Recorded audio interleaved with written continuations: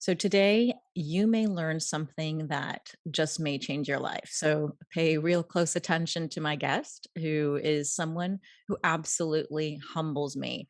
And you have no idea how honored I am to have Patrick McKeown on the show. So some of you listening here are already familiar with him, or at least with his work, but many of you also may have never heard of what Patrick has really helped bring to the forefront what is starting to go mainstream, and that's breathing technique or breath work.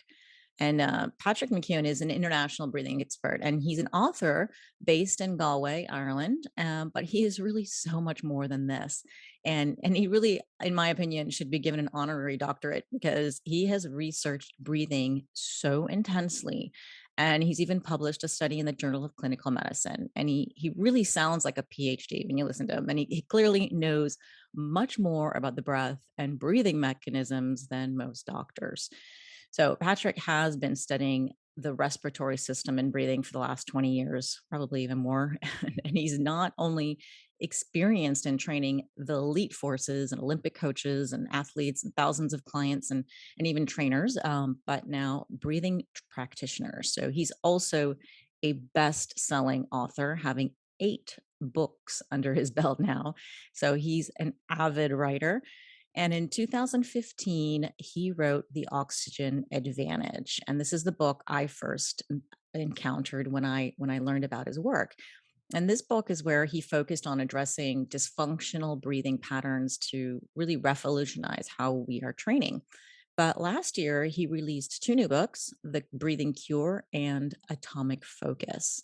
And we're going to talk about these books, but in the context of the older woman. So we're going to focus on specific chapters related to issues like sleep disordered breathing, insomnia, and sleep apnea.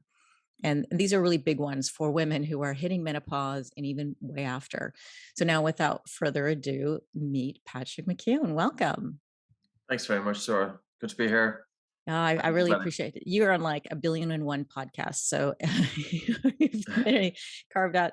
I appreciate the time you've given to me, and before we start, I really have to mention a couple of things, and I never go off like this before I invite a guest, but I have to share a little bit of a story because I am a student who passed through your online instructor program, and I'm so glad I did, and I chose this program over many others. I did all this research and I was really looking for a program that was evidence based on the science of breathing.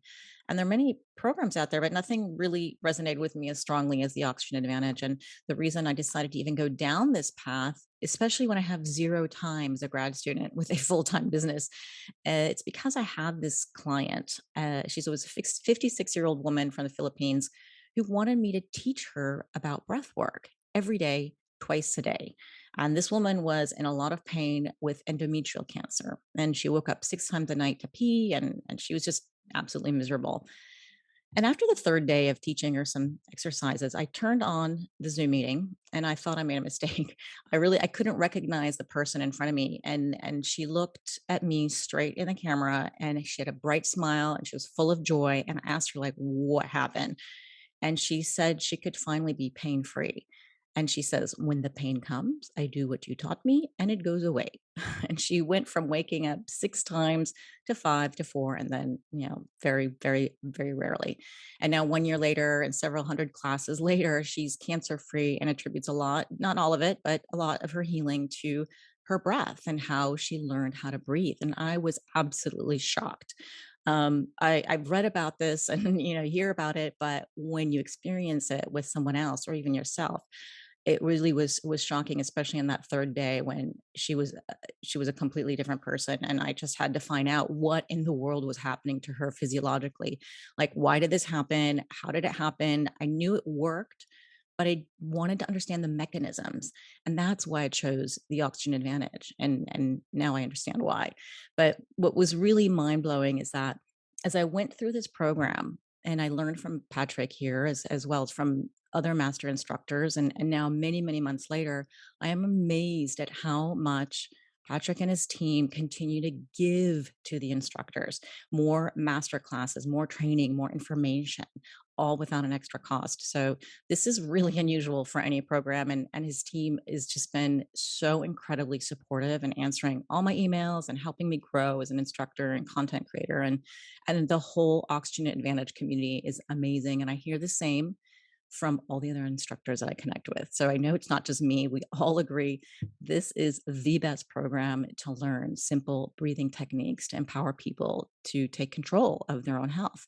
So I really, this is my own, heartfelt, huge gratitude to you and your team. And I'm just so grateful. So thank you so much for all that you do. No, you're very welcome. It's great to hear because sometimes you don't always know how well you're doing. But we have a great team. So, I'm only a small part of it, and it's been very good. Well done. Well, all Has these its own years, challenges too, but we're getting there. you've done a lot of great work, and we're so appreciative of it.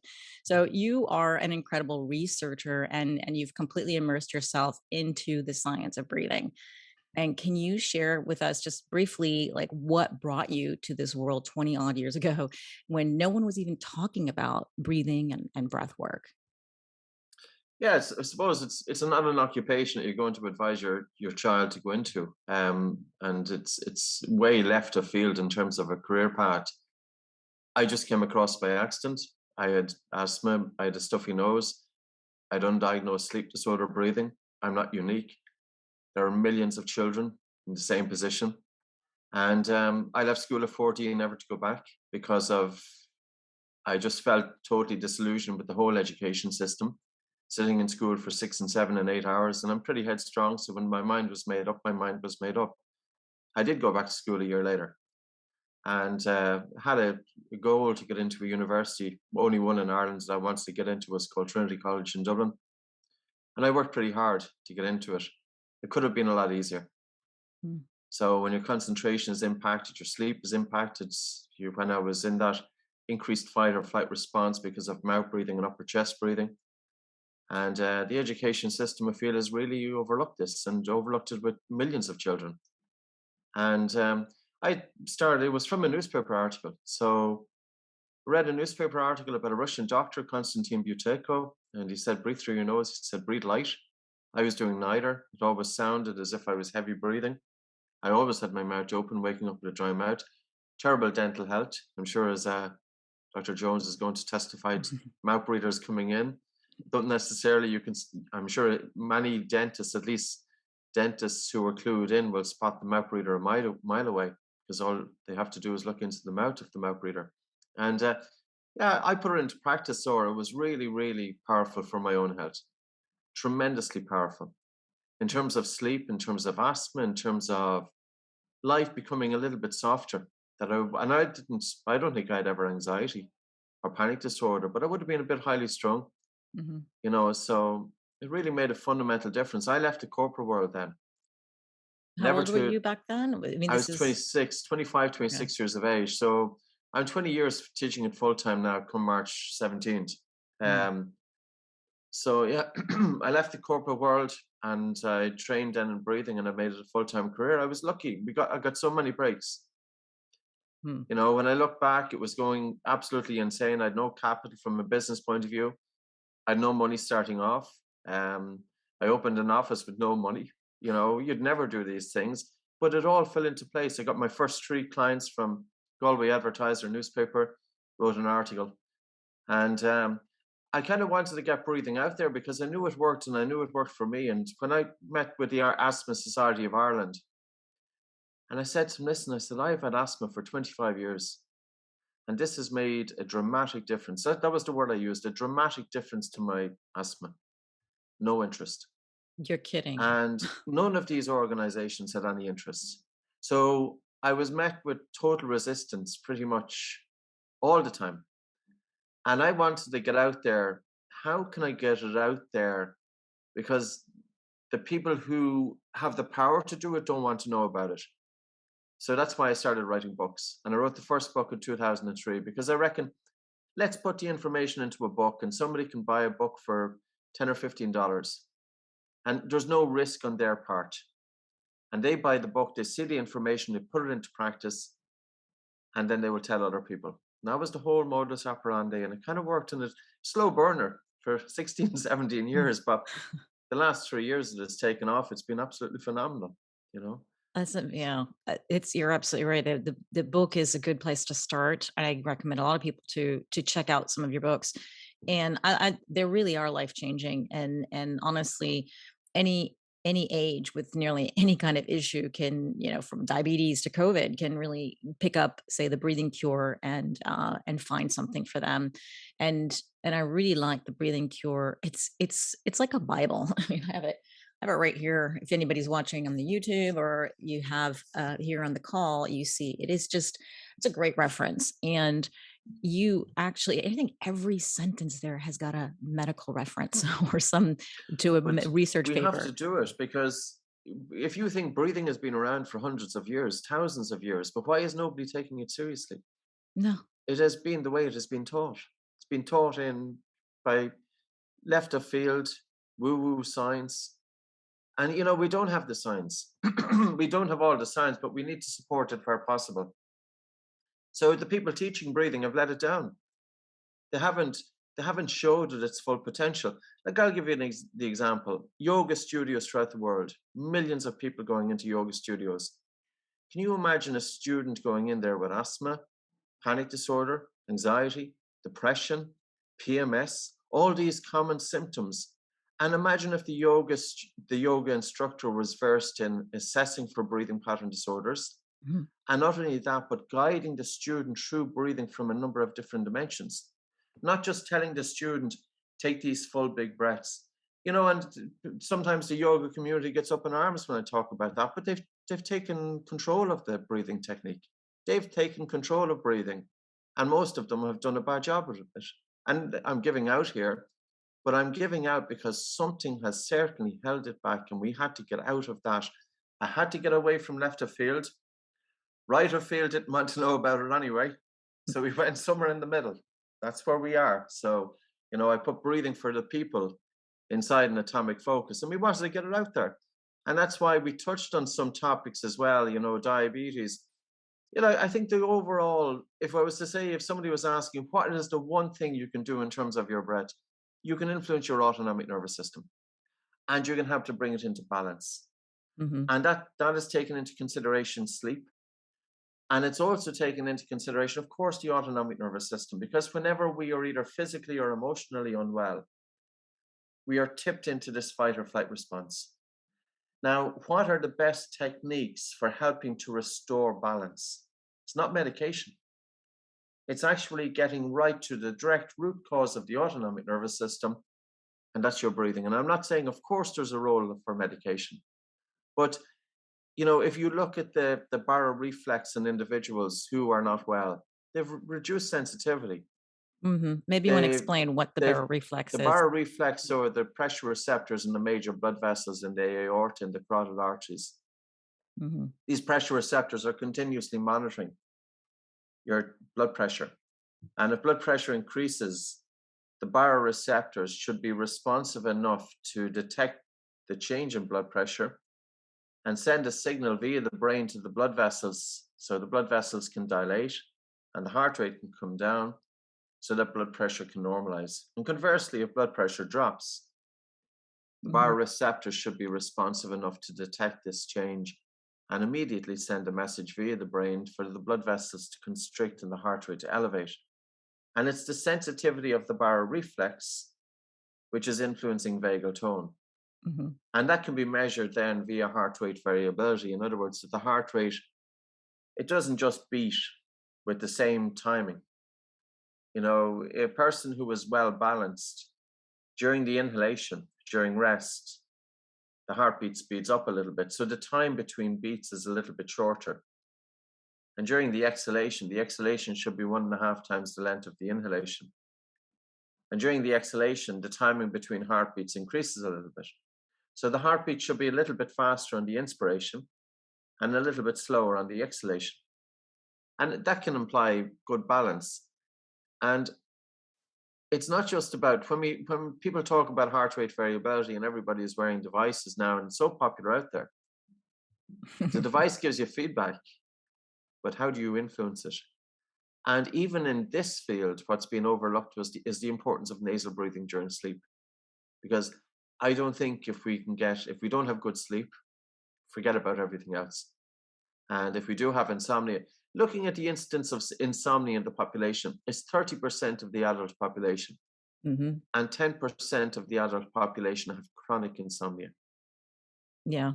And then if we look at the male population in terms of the incidence with sleep apnea, and then in females, post-menopause is increased by 200 to 300%.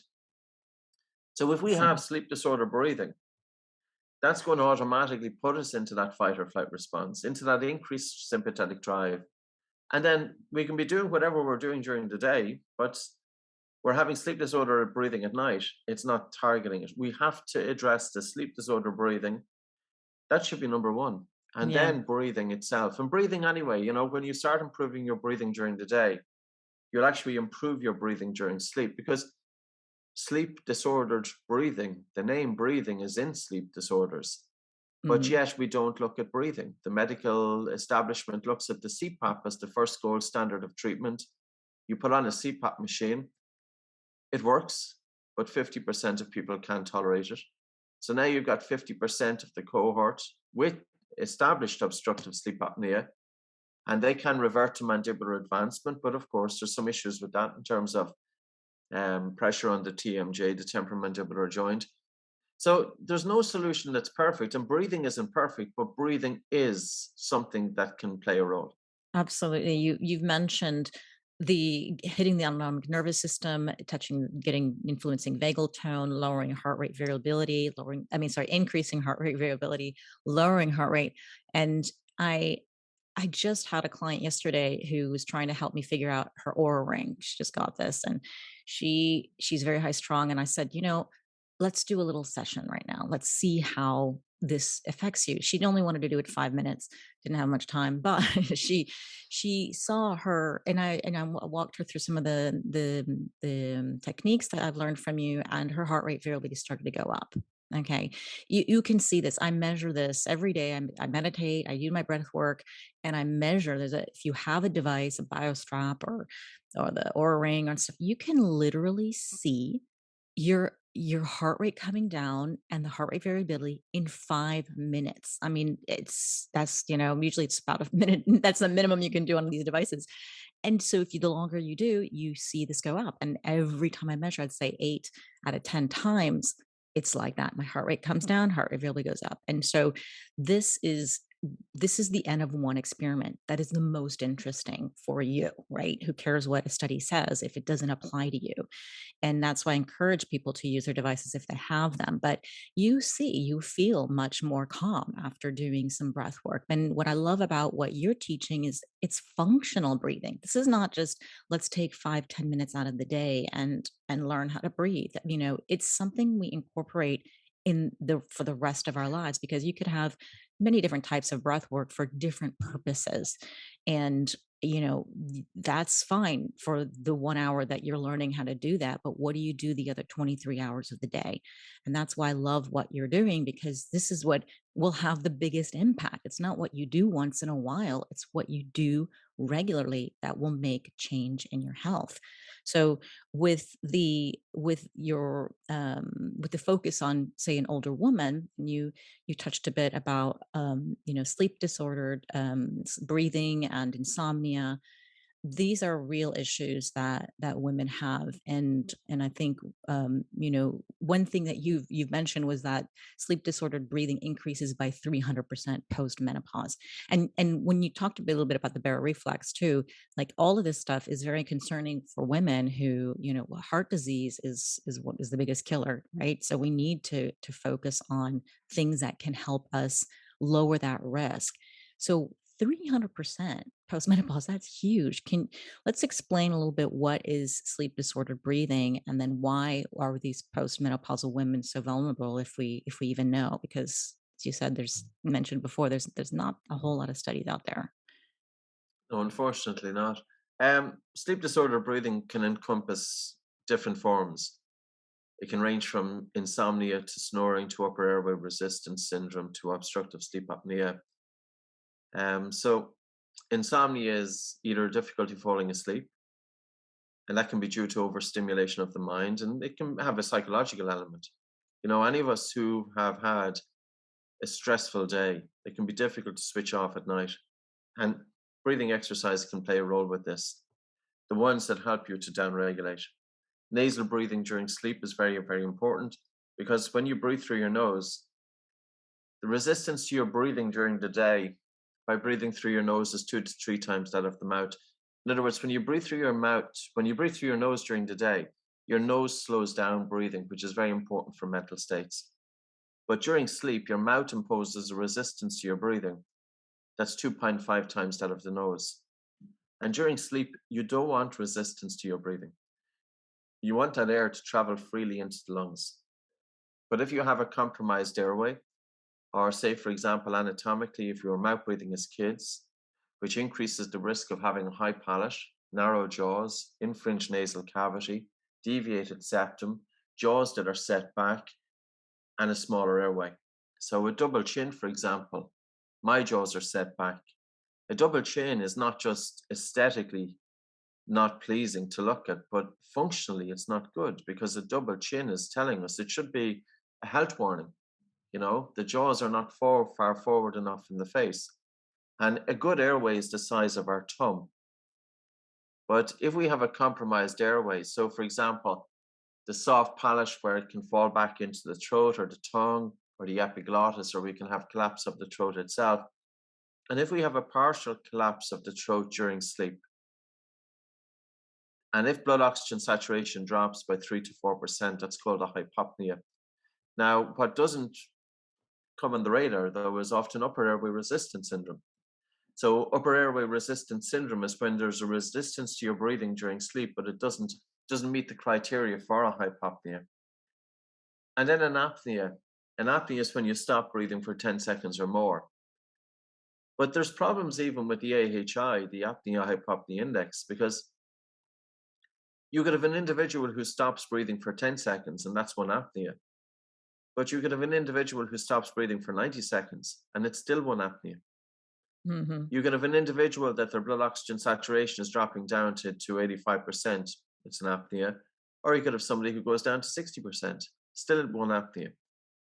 So, even the hypopnea, like it was kind of arbitrarily chosen. When your blood oxygen saturation is dropping down by 3 or 4%, why 3 or 4%? Why not 1%? Why not 2%? Why not 5%? Like, what was this figure about? So I think, in terms of sleep, I suppose as human beings, we need to be really cognizant of how we feel when we wake up in the morning. And none of us should be tired at 10 a.m. None of us. We should have absolute brilliant energy at 10 o'clock in the morning. If you don't have it at 10 o'clock in the morning, there's a problem. And 25% of people, though, with sleep disorders don't necessarily feel sleepy, and they can fall under the radar. And 50% of individuals with obstructive sleep apnea are not obese. Now, because when normally an individual might go to their GP and they might say to the doctor they're tired, and the doctor sees this big overweight person, and the doctor's saying, yeah, alarm bells. But when 50% of the population with sleep disorders aren't obese, maybe the doctor doesn't see doesn't see a risk signs for sleep disorder breathing. Mhm. Personally, I think the dentist is the best person that's positioned to identify for the risk factors. I'm not just saying it because Casey is here, Yeah. but I spoke about it in the book, The Breathing Cure. And the reason being is because we all go to our dentist every 6 months or so. And the dentist can spot for the jaws that are set back and the scalloping of the tongue and the high palate. And these are the anatomical issues. And the dentist also can be very clued in terms of watching the patient's breathing when the patient is lying down on the chair. Mhm. Because, okay, the patient might be a little bit stressed and their breathing might be a bit harder and faster.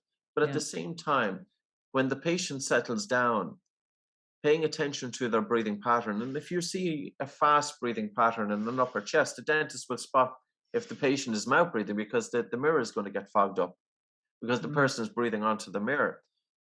So there's all of these little telltale signs, but how many people go into a dental surgery and they go in with sleep disorder breathing and they go back out with sleep disorder breathing and no attention paid? So I gave out initially about the yoga community, and now I'm giving out about the dental profession. Not all, of course, not all yoga instructors. There's some absolutely amazing ones out there. And not all dentists and orthodontists, there's some absolutely amazing ones out there.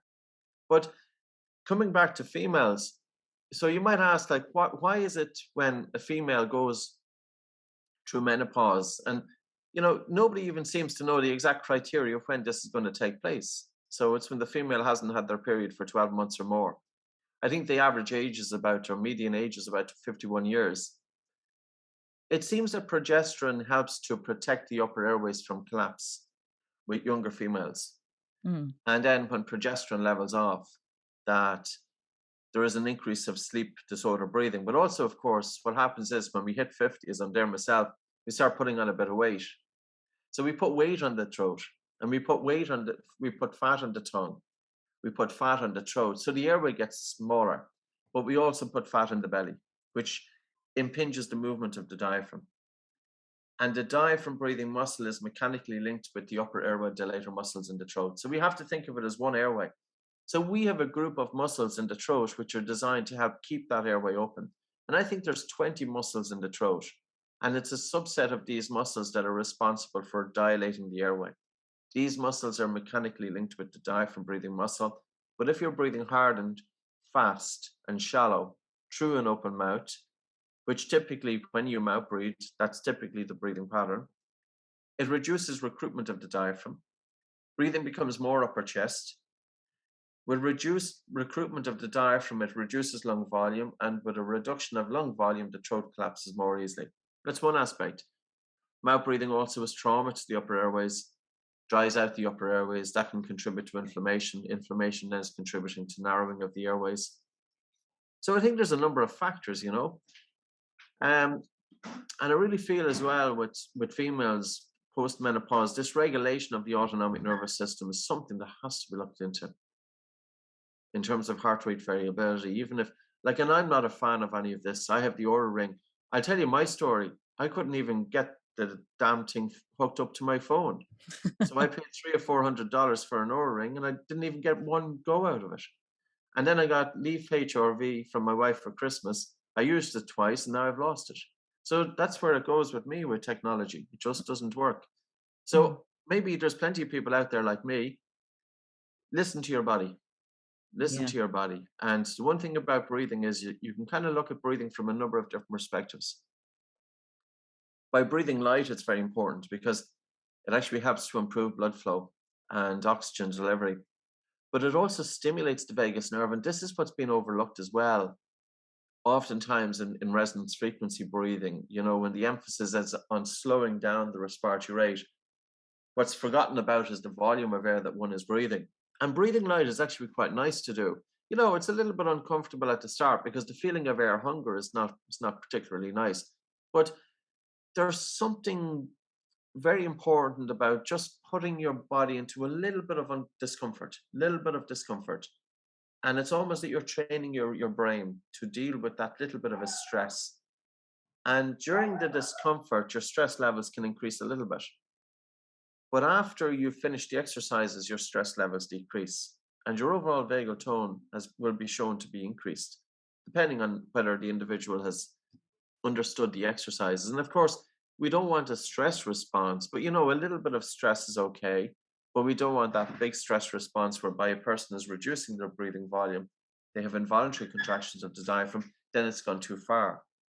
So the breathing light is very important, but I suppose the foundation is going back to nose breathing, because without nose breathing, we're not going to be getting any of it, Yeah. No, it seems as though when you interview, you described this in class before too, and the way you described that, how we have this, slight stress and we adapt, right? It's good Yes. to have a little bit of stress. So to me, it reminds me a lot about hormesis and just like exercise or fasting or any kind of this, ice bathing, mild stress. If you did a lot, then of course it's not really good, but a little stress helps the body adapt. And so that makes perfect sense to me. And you've mentioned also, we I think if you haven't got it yet by now, we need to be nose breathers, right? This is the first thing I teach and anyone is if you get nothing out of this, just breathe through your nose.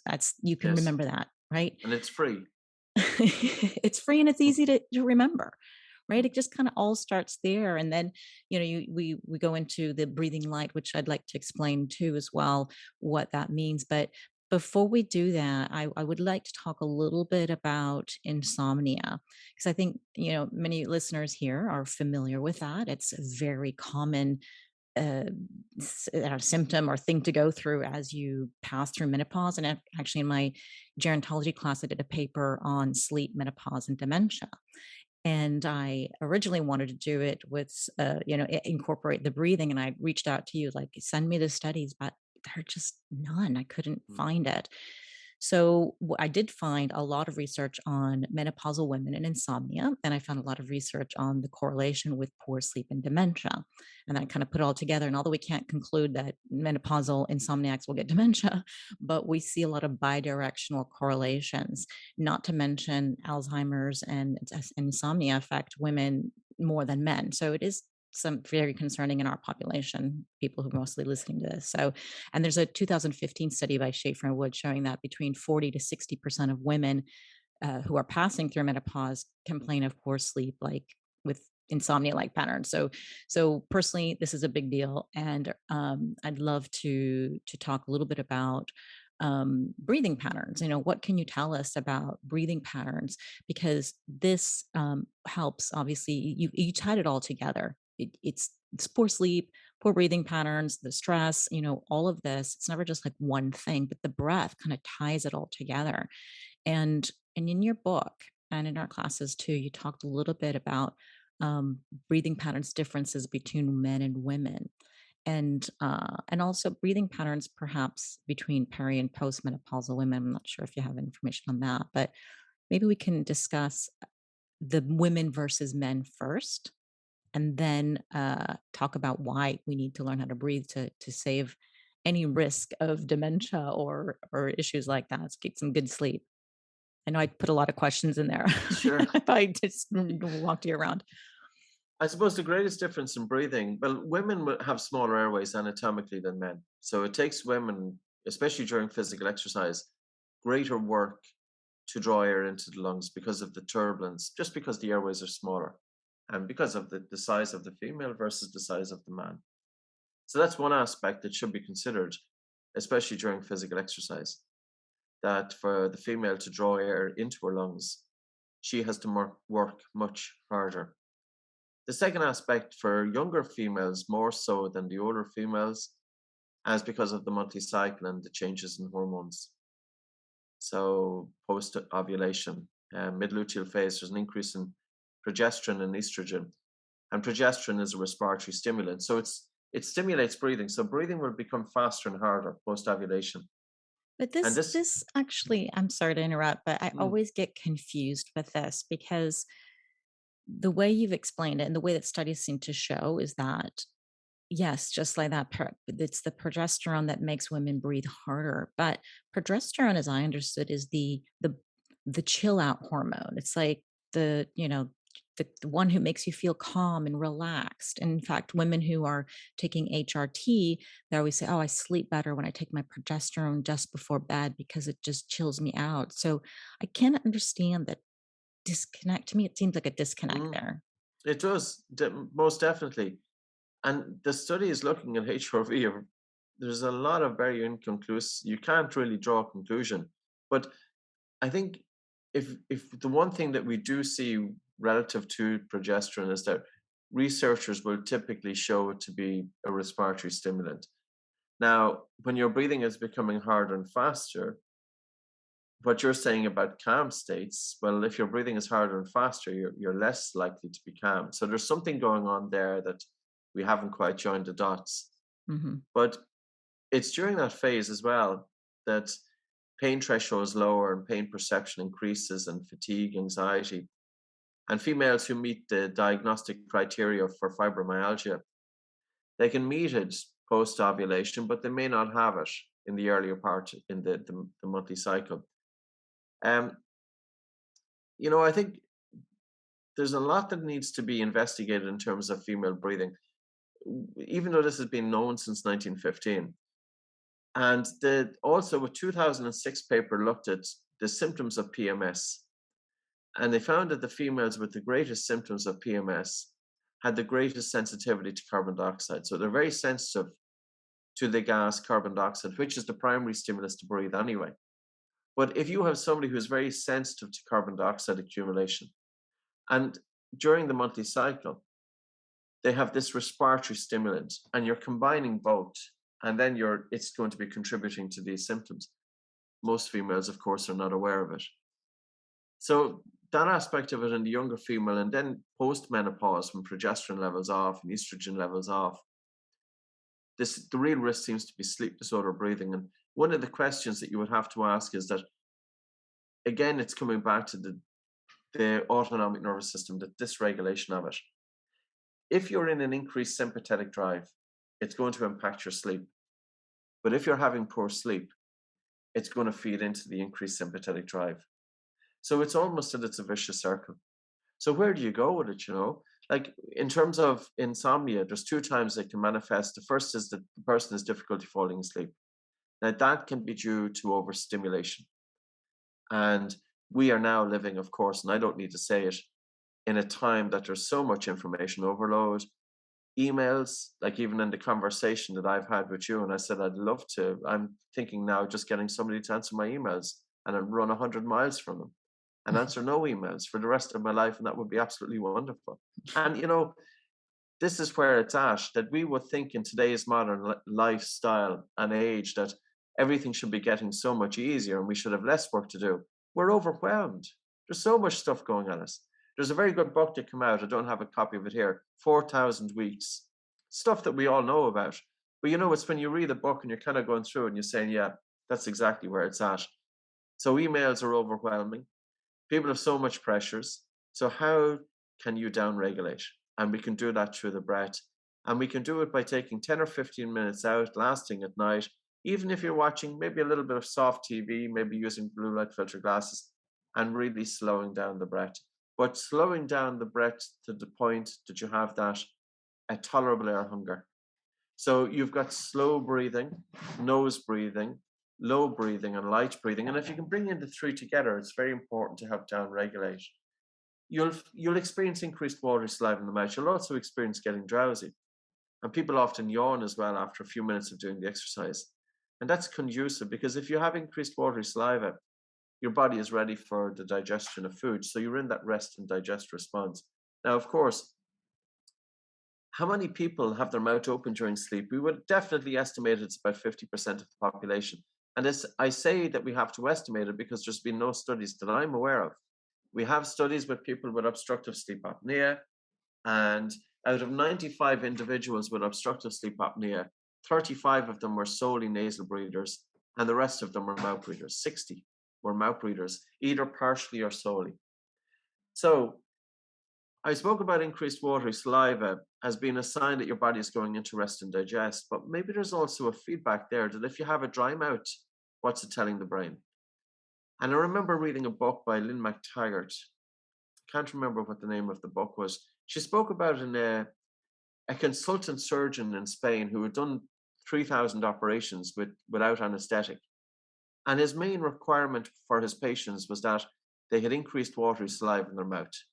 Because it wasn't just that when we are relaxed, we've increased watery saliva, but when we have increased watery saliva in the mouth, could there be a bidirectional feedback to the brain that everything is okay?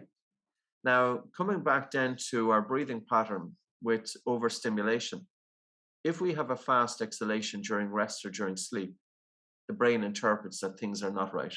And the brain is here to protect the body, and the brain will activate a fight or flight response to get you out of that situation. But during sleep, you don't want the brain arousing you from deep sleep. So if you are breathing faster during sleep, and it's the fast exhalation especially, but they typically will go hand in hand, fast inhalation, fast exhalation. But it's the exhalation, the speed of the exhalation, which will influence whether we are in this relaxation state or stress state. And if we have fast breathing during sleep, the brain will arouse the body out of that deep sleep. So that's the most challenging time for insomnia because you're after having 4 or 5 or 6 hours of sleep. You wake up at 3 o'clock, 4 o'clock, 5 o'clock in the morning. You're half awake. You can't fall asleep. You're half awake, you can't get up, and you're half asleep, you can't, you're in limbo. And I suppose most people then they're lying there at 5 o'clock in the morning and they're starting giving out to themselves and they're feeling stressed because they know they have to go up at 7. And if they don't fall back asleep so readily, they're going to be exhausted waking up. This is also a very good time to connect to the breath. And when you're lying there, bring your attention onto your breath and into the body and start slowing down the exhalation. Because when you're slowing down the exhalation, you're telling the brain that everything is okay. And whatever chance you have of going back to sleep, at least you have some chance. Now, it's not always easy. It can be challenging enough, especially when you have a lot going on in the mind and when the mind is racing. And I suppose the time to do this is not necessarily when you're lying there. Of course, do it when you're lying there, but bring it into your everyday life. There's not enough talk about this even, that we're very much trapped in thought. We're very much caught in our heads. Our attention is so much in the minds that we're consumed by thinking and that we can't get out of it. And we can't get out of it during the day and we can't get out of it during sleep. And you can imagine even going to a beautiful restaurant and somebody puts the most magnificent meal out in front of you. The individual who is trapped in their head, they don't see the meal, they don't taste the meal, they don't smell the meal, they don't appreciate the meal because they're stuck in thought. In order to appreciate that meal, you have to take your attention out of the mind and just simply what a 3-year-old kid does. Use our senses. We went to school as kids, we were told that we have 5 senses as human beings. We have sight, we have taste, we have smell, we have hearing, we have touch. Use our senses. How can we bring our senses to the food? Look and really appreciate it, bringing our full attention visually onto the food. Taste and bring all of our senses to the food. Smell, we appreciate the food. So the individual going to a Michelin star restaurant, the person that's stuck in their head is wasting their money. They might as well be going to McDonald's or somewhere, but I think this has got a broader implication because very little attention has been, this would have been the role traditionally of spirituality in the church, and obviously there's a demise there, which is fine, but there's a void. There is a void there. And education is not necessarily addressing this issue. It's far from addressing it. Education is only doing one thing. That's to get us out into the workforce so that we can generate plenty of money and pay tax to the government. That's pretty much what education is doing. So we need an education whereby we're trained to deal with the stresses and strains of daily life, that we're better put out there as individuals. And the one thing about breathing is that we can change states.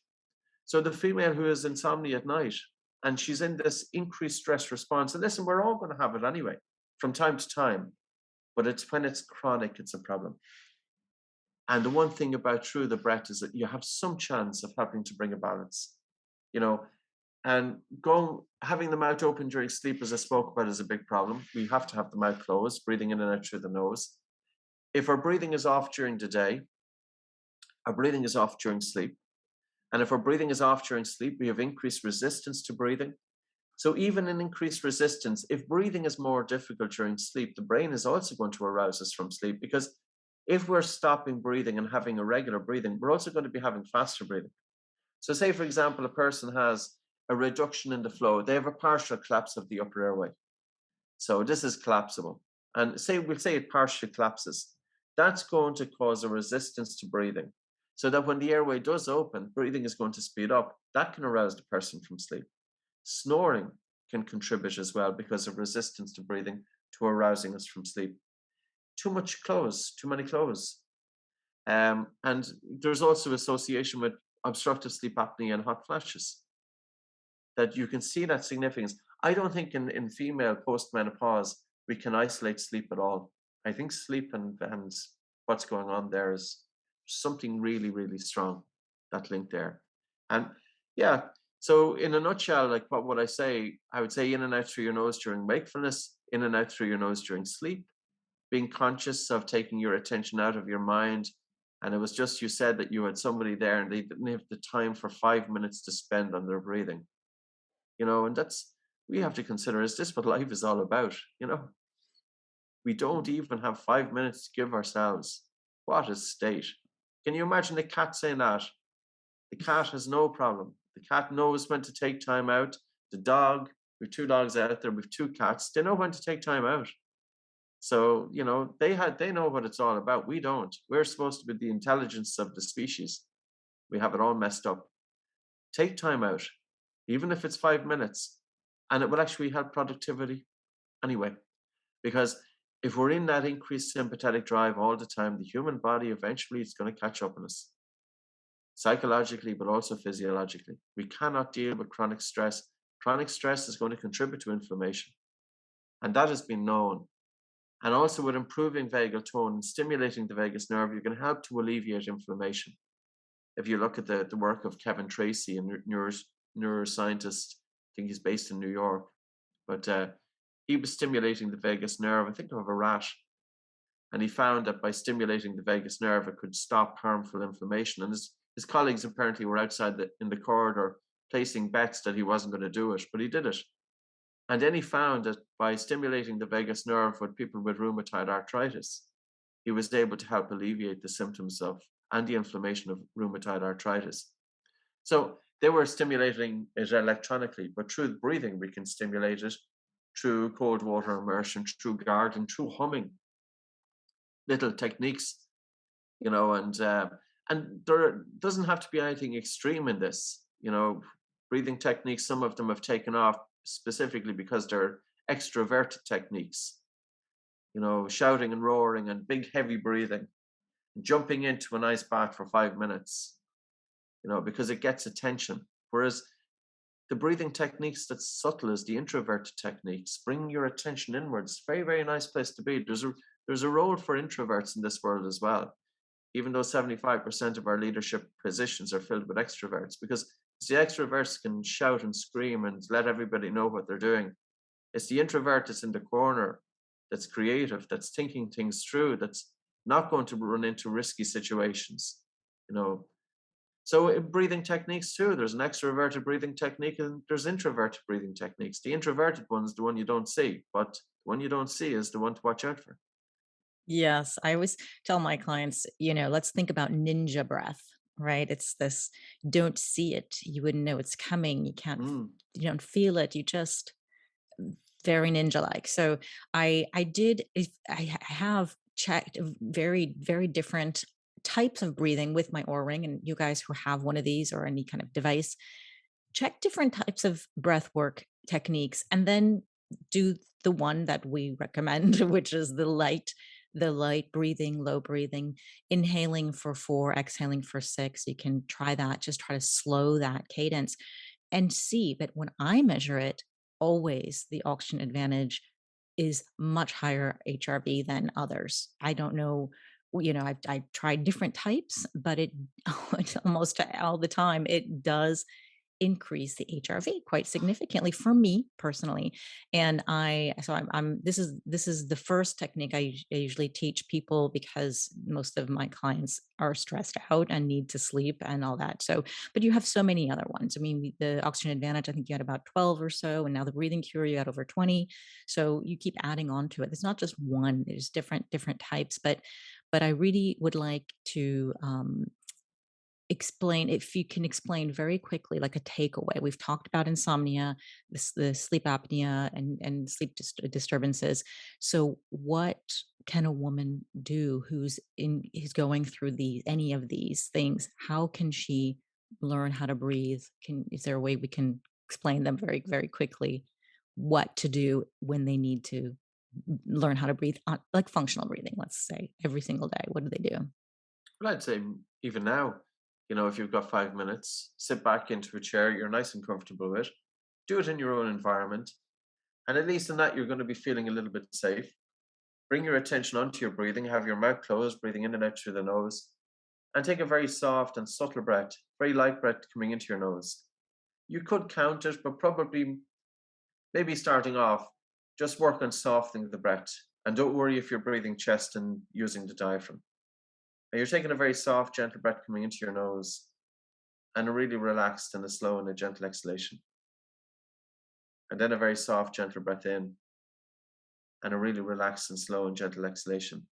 And just focus on generating a little bit of air hunger. So you're focusing on the biochemistry of the breath. And just see, does that change the saliva in your mouth? Do you notice that you've got increased watery saliva in the mouth? Do you notice if you're improving the circulation in your fingers, if your hands are getting warmer?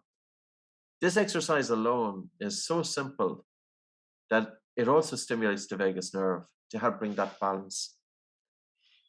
Now, after a while with that exercise, you can be doing it for 3 minutes here, 3 minutes there, 10 minutes before you go to sleep at night. Make sure that your mouth is closed, of course, during sleep. And some people, though, with anxiety, they don't like bringing attention to their breathing whatsoever. So what can they do? Go for a fast walk with your mouth closed. That's all you have to do. Because even then, if you go for a fast walk with your mouth closed, you will have an increased carbon dioxide in the blood. You know that because you have an increased sensation of breathlessness when you go for a walk with your mouth closed. And the increased carbon dioxide in the blood will help your breathing to become lighter after the physical exercise.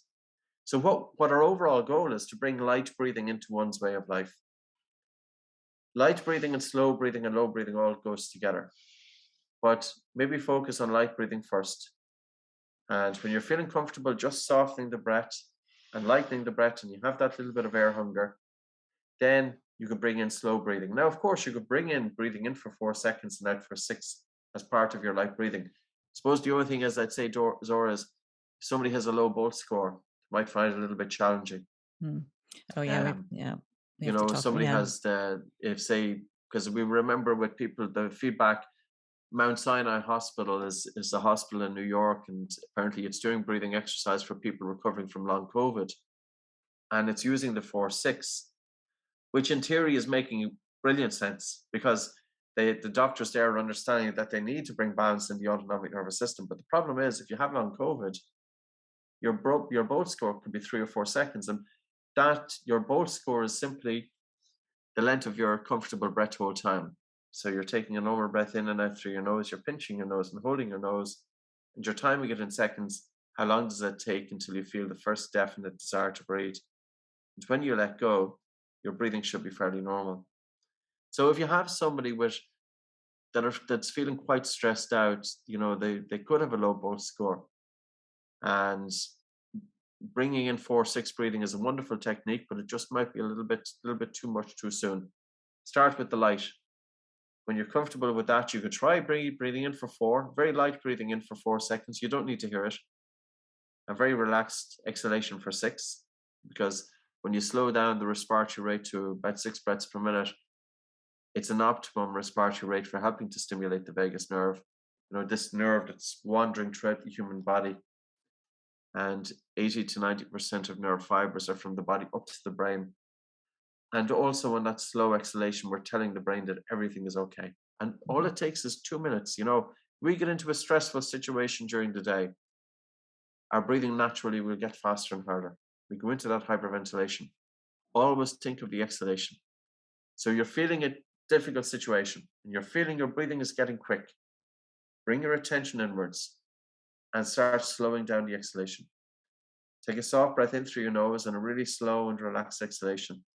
And by slowing down the exhalation, your body is telling the brain that everything is okay, and the brain will send signals of calm accordingly. Mm-hmm. I think it's very important. And I would say is to start off with easy situations. I use an example. I gave a workshop for corporates. Now I have one this evening as well in terms of awareness. But if, for example, you know, we wait until a difficult situation and then we want to put our attention onto our breath, it's probably too late. Use small situations that you become comfortable with. Watching television is a great way. You know, there's going to be soap operas that are there. Soap operas are kind of a microcosm of human life. People are screaming and shouting and roaring and crying and all that stuff that's going on. When you're watching the soap opera, bring your attention inwards. Can you hold your attention on your breath and in the body, and you're seeing all of this attention going on the TV screen? And then when there's a difficult situation in your real life, which sooner or later it can happen, can you bring your attention inwards? So use the soap opera as a means of training the brain, training your ability to hold your attention, taking your attention from the front of the mind to the middle or to the back of the head, not to be holding the attention in the critical thinking part of the mind. Bring it inwards, bring it into the center, bring it to the back of the head, hold it there. When you hold it there, the critical mind starts quietening. And when the critical mind starts quietening, then we can help to deal with our stress response. So these are wonderful. This is a wonderful tip. I'm like just chilling out right now. My breath is so low right now doing it with you. But if everyone can find so many videos on YouTube that you've made, you've given so much. There's so much free information as well. And I totally encourage people to just get the book. And you can even do an audiobook and you've got the exercises there as well. Before I open up to the question and answer, I want to take a moment to let people know that Fleur, who is here with me on this call, and I and Georgie have started a menopause breathing study. And we're looking for a few more women who want to join the study because we'd like to have a bigger group.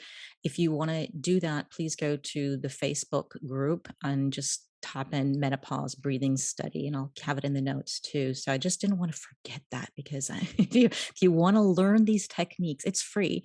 In exchange for your data and your information, your feedback, we will give you free instruction. And I swear this will be very life changing for many of the women who are here. Now I would like to ask anyone here, if you have questions, I know you do, or would like to make a comment, or if you've learned some of the techniques, please unmute and speak your voice.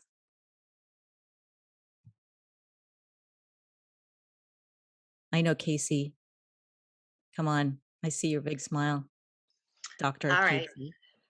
Well, I'm just really grateful to be here. I'm so grateful to have found Patrick and these exercises because they've made such a difference in my life. And yes, as a dentist, absolutely, I feel like we're at the front lines of being able to see this and to be able to help people. Once you see it, you really can't unsee it. I feel like a broken record every single day telling people that they're at higher risk for sleep disordered breathing.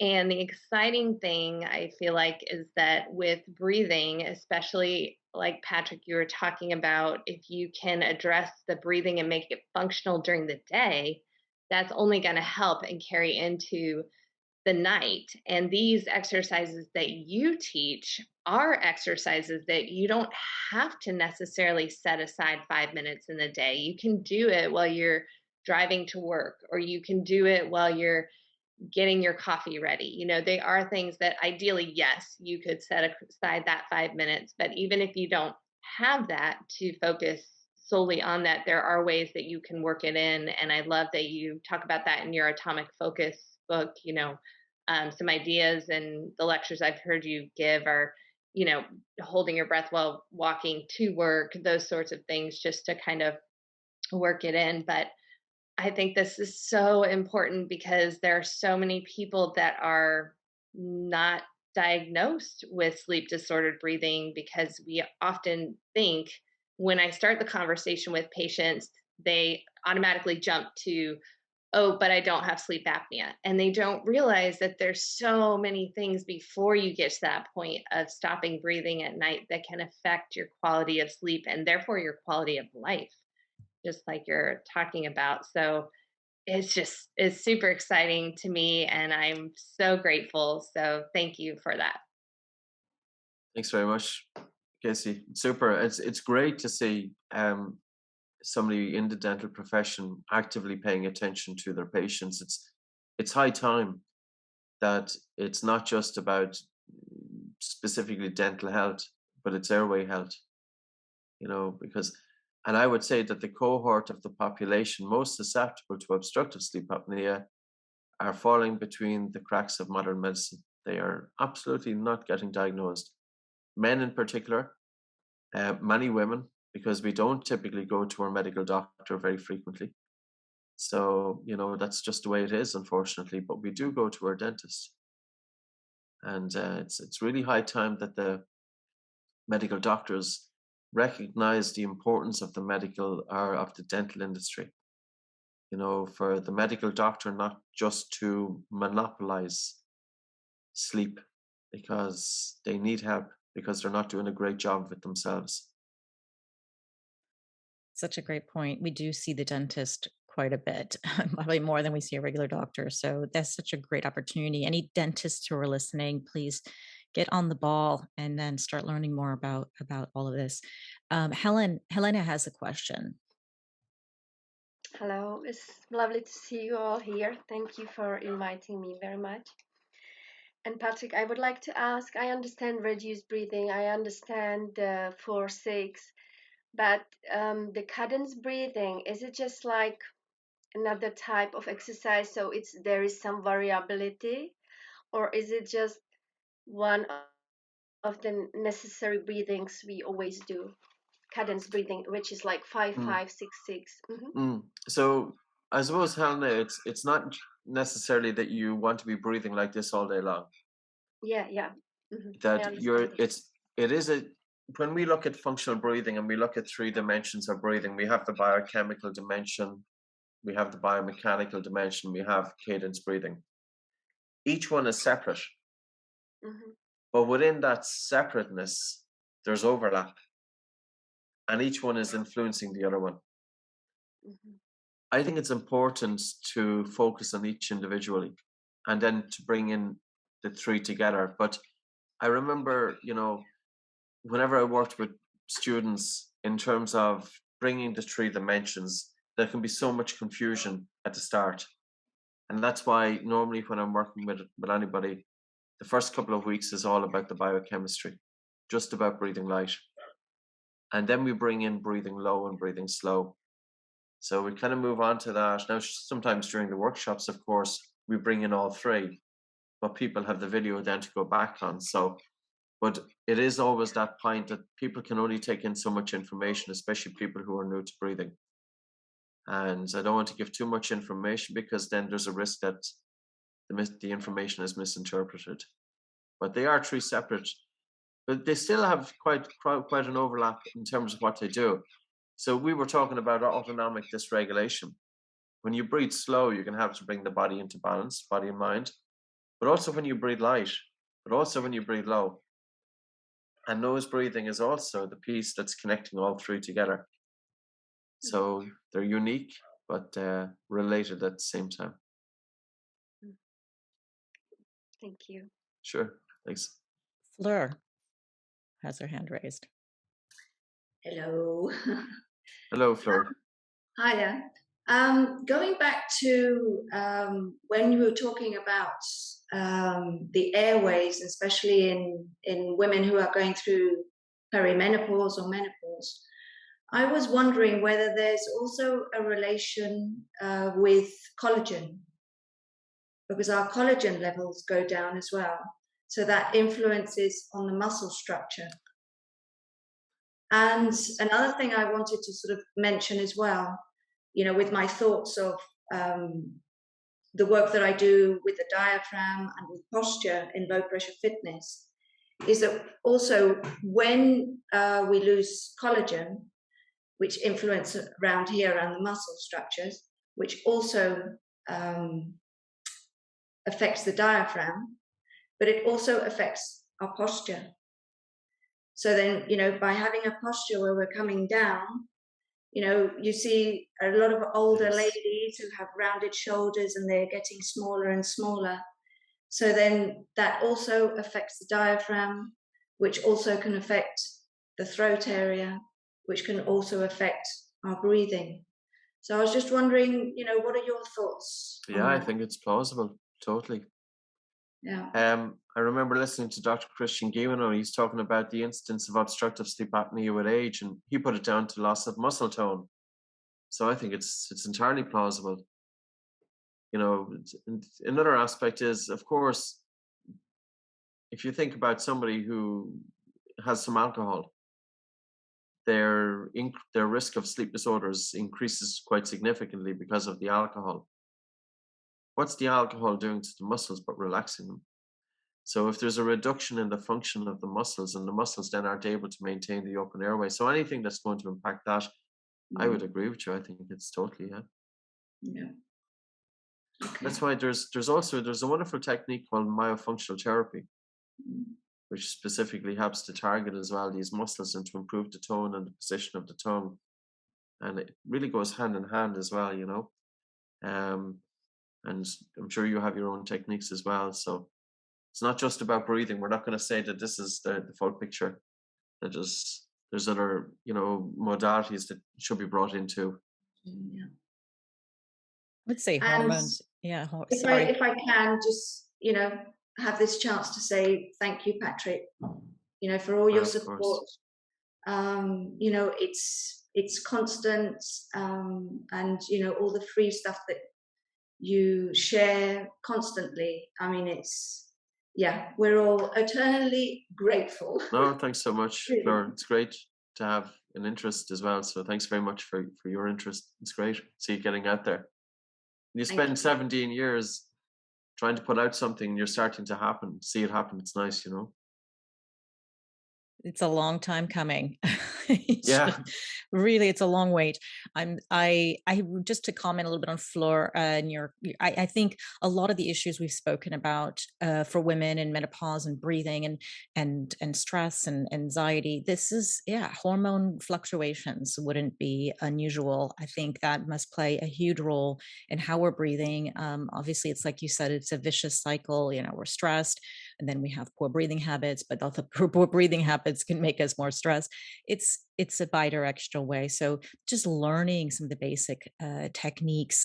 Really, I encourage people to Google you, to look at your website, to buy your books, and to keep your mouth closed at night. We didn't discuss the myotape, but myotape is a way we can make sure we're keeping our mouth shut all throughout the day or the night. But I sleep with that. I really encourage my husband to, because I sleep better when he has the myotape on. And it's a tape where, you know, people might go, oh, that's weird. Why would you tape your, you know, I'm scary. But actually the myotape is made with a little hole in there. And then it's the tape actually is gently reminding your mouth to stay shut. So, you know, anything you'd like to add to that in terms of the myotape? Yeah, I suppose I could show it. Oh yeah. So it's, now this is the older one. So it's an orange color, and then we change it to nude skin color. Now we're changing it to blue. This is all based on feedback, so we don't know if we're going in the right direction or wrong, but we're taking the feedback of people and we're changing. They didn't like this color, so but here's the functionality of it. You stretch it about 30%. It pulls lips together because of the elasticity. Yeah. So I think it's especially important for people with anxiety. And people with panic disorder, 2 to 3 times more females have panic disorder than men. Females are much more prone to TMJ disorders, temporomandibular joint disorders. So there's, you know, clearly something going on there. And panic disorders can be very much influenced by poor biochemistry of breathing. Mm-hmm. So, you know, that's why, it's so where can somebody get the myotape? There's so many places. I don't know. Oh, it's from it's in many places. It's also on myotape.com. Mm-hmm. That's myotape.com. myotape.com. Cool. So any last questions before we let Patrick go? Because I still have like 1,000,000,001, but he has to leave. I know I don't want to take any more of his precious time, but you guys have the opportunity. Helena has one more. Yeah, I just would like to thank you because I'm really selling a lot myotape here in Czech Republic. Oh wow, great. I'm speech therapist and the children want it and their parents want it because some of them, they are mouth breathers. So it's great. Thank you so much.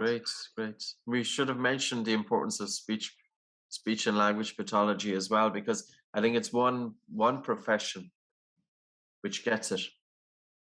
Mm.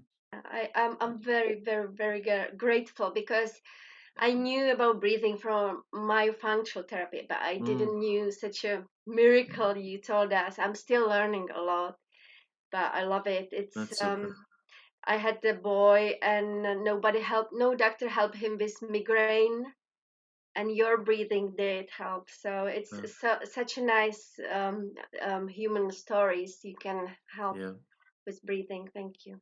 Well done. Very grateful. Anna. I do have to share a testimonial that I was blown away by, because this group that we have, I created a WhatsApp group to study for the Oxygen Advantage test. Started out with just maybe 5 people. Now we got about 30 of them. And there's one man, I can't remember, I think it's Steve. And he shared that he's probably about 60, and his wife passed away with Alzheimer's, unfortunately. He had a lot of stress, and he was programmed to get a hip surgery. And COVID happened, and he couldn't get his surgery. So, to alleviate some of his depression and just do something, he decided to read your book and practice every single day your techniques. I think it was after 6 months, he started to see improvement with his hip. He had no intention to improve his hip, it was just purely to try to lower the stress and do something. And I think, yeah, so as the months went on and on, he didn't need to have the hip surgery anymore. And it- then he became one of your students, and he learned more because he just was blown away. And it was an amazing story, because how many people have hip and or knee or other back issues, which you talk a lot about as well, and through simple breathing techniques, of course, it's not going to happen in a day. It took him, I think, 6 months before he saw progress, and he was doing this every single day. So I just had to tell you, I don't know if he's ever told you that, but I was blown away by that story. No, it's amazing. Yeah. One other thing that I thought was very interesting, and maybe you could confirm, I don't really know. I get PRP injections where they pull out your blood and spin it in a centrifuge, put it back inside my hip or my knee or whatever issues I have, and I had about 12 injections in my life. Same doctor. He always says my blood's great, and that. But this last time, this was right as I was learning from you during our classes, that intense 1 week. And he starts getting really excited. Oh my God, oh my God, oh my God, get your camera. You got to see this. And I said, what? What happened? And he goes, well, look at your blood. I said, what is it? And he said, look at all those bubbles. I said, what are those bubbles? He says, that's oxygen. And I said, well, this is the week I've been learning all the breathwork techniques. And when you've explained, we haven't talked much about it on here, but this is oxygenating your blood. And I took a video of it eventually because I thought it was mind blowing. I said, do you think it's that, because he's never said that before. And he said, this is the best day to do your injection because we want your blood to be oxygenated. So that was a really interesting story. That was one of my personal experiences. And I thought, gosh, anytime I'm going to, do any kind of any kind of injection or just in general, this is why we want to oxygenate the blood. Oxygenated tissue, the blood goes great to the tissues, bring all the nutrients to the cells, and they function better. And this is where we didn't really go into it, but you guys will for sure will read the book and watch all the videos, and you will see what we mean by carbon dioxide building up in the blood. And we didn't mention the Bohr effect, but maybe you could, I don't know how much time you have. You decide if you got time, quickly go through the Bohr effect or not. Sure.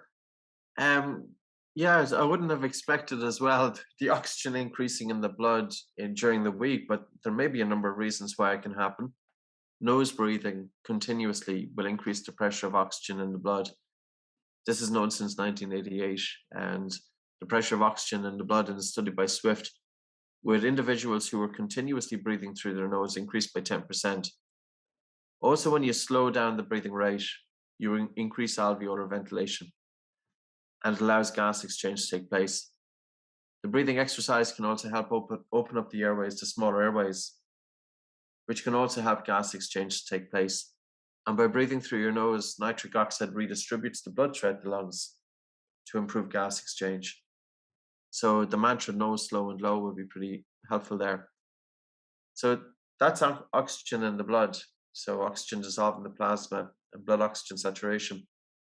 But then we talk about carbon dioxide because we want, of course, hemoglobin to release the oxygen more readily. And this is where carbon dioxide comes in. So carbon dioxide is produced internally by the metabolism. And when we move our muscles, we generate more carbon dioxide. And when carbon dioxide increases in the blood pH drops, and hemoglobin releases oxygen more readily to the tissues. And I always think, Zora, it's interesting because if you think of the individuals who will be intentionally taking these full big breaths or deep breaths, in the belief that they're going to oxygenate their body more, which may not necessarily be the case, because if they are over breathing, they're getting rid of too much carbon dioxide, and the bond then between hemoglobin and oxygen strengthens. So, there are ideas out there in the Western world, and now possibly the Eastern world as well, about the benefits of taking full big breaths, and we have to question that. Absolutely. I've turned everybody upside down. So any last minute questions before we let Patrick go? Because I know he's got to get on with his day, but please ask, unmute if you would like to comment or ask a question. I was just wondering if I could make one more comment. And I know there aren't going to be children that are listening to this, but everyone has children in their life. And if we can change the breathing habits of a child early on to be nasal breathing, that is going to change their entire life. It's going to change how their jaws and face develop and how their airway develops. And it's just such an exciting piece of this, too. And Patrick touches on that a lot. But just to put that information out there, it's exciting. Yes, I would agree. I think it's very important. Children or grandchildren, right? I always say that longevity starts in childhood. So, absolutely. But we totally gone off on a tangent, but I want to really thank you so much for your time. If anybody has any questions, they want to reach out to Patrick, please contact him at Buteyko Clinic. I'll put all of this in the show notes, BUTEYKOCLINIC.com. You can find loads of information just by Googling Oxygen Advantage or oxygenadvantage.com. So many resources out there on YouTube. There's an app. There's so many wonderful things. Find him on Instagram at Buteyko Clinic, BUTEYKO Clinic. Also Oxygen Advantage. Please go if you want to dig in deeper. On the website, you can find the book on the oxygenadvantage.com website. That's where I get everything. Is there anywhere else that people should? No, it's pretty much it. to? Yeah, there's two kind of strands. There's Buteyko Clinic, which is more health, and then there's Oxygen Advantage, which is more performance. But Oxygen Advantage is going into body mind. It encompasses that as well. So kind of it's evolving. Everything is evolving. Super interesting. Okay, great. Well, Facebook as well. You're on Facebook, right? Yeah. Because actually, there's tons of Oxygen Advantage groups as well in Facebook. This is where I found the tribe. But thank you so much, Patrick. Have a wonderful day, and I will be seeing you at more trainings and more information. Thank you for putting it all out there and dedicating your time, your life to this work that people are really benefiting from and changing their health. Thank you, Zora, and thanks to everybody.